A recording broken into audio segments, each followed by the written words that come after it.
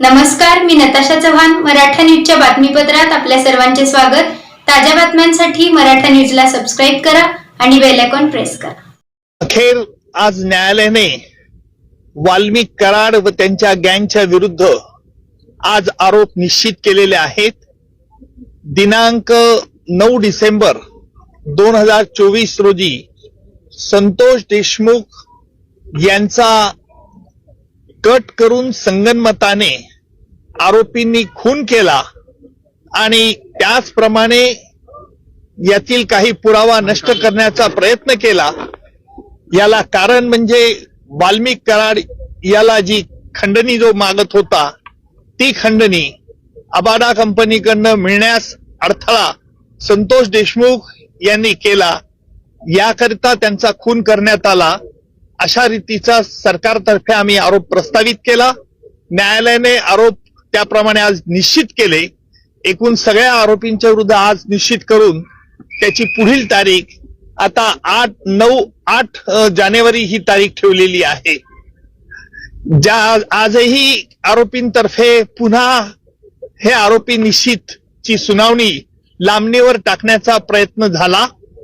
आरोपींनी या खटल्यामध्ये आतापर्यंत जे D2 ऑपरेशन केलं, ज्याप्रमाणे पाकिस्तानतर्फे K2 operation, K for Kashmir आणि K फॉर खलिस्तान असं केलं जात होतं, त्याचप्रमाणे आरोपींनी देखील या खटल्यात वेळोवेळी वेगवेगळे हातखंडे वापरून D2 operation, D for delay आणि डिरेल, उशीर करणं आणि खटला उलथून टाकण्याचे प्रयत्न होते.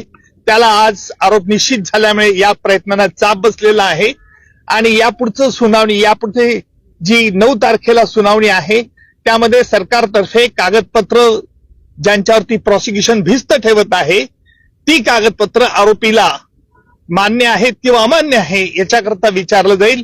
त्याच्यानंतर साक्षीदारांची यादी दिली जाईल आणि प्रत्यक्ष पुराव्याचं काम लवकरच सुरू होईल. आरोपींच्या वतीने वारंवार वकील बदलले जात होते, त्याबद्दल देखील आज कोर्टाने नाराजी व्यक्त केली. काय नेमकं त्यालाच आम्ही आज आक्षेप घेतला की आरोपींतर्फे जे वेळोवेळी वकील बदलण्याचा त्यांना अधिकार आहे, नाही असं नाहीये, परंतु वेगवेगळ्या 30 कारणं ही पुन्हा न्यायालयापुढे मांडण्यात येत होती. म्हणून आम्ही न्यायालयाला विनंती केली की न्यायालयाने यापूर्वी देखील या त्यांच्या म्हणण्यावरती त्यांचं म्हणणं ऐकलेलं आहे, त्यामुळे न्यायालयाने यावरती निश्चित प्रकारचा आदेश द्यावा. त्याप्रमाणे निश्चितपणे आज न्यायालयाने प्रत्येक आरोपीला विचारलं, तुमच्या विरुद्ध हे आरोप ठेवण्यात आलेले आहेत, सगळे आरोप तुरुंगातच होते, आरोपींनी आरोप मान्य नाही असं सांगितलंय आणि न्यायालयाने त्याकरता ते रेकॉर्ड जेलमध्ये पाठवण्यात येईल आणि जेलमधून त्यांची स्वाक्षरी झाल्यानंतर पुन्हा खटल्याच्या कामाकरता सुरुवात होईल. प्रकरण फास्ट ट्रॅक वरती घेतलं जाईल, फास्ट ट्रॅक वरती चालेल. आता आपण बघितलं असेल की आज आरोप निश्चित करण्याकरता किती महिने वेळ लागला.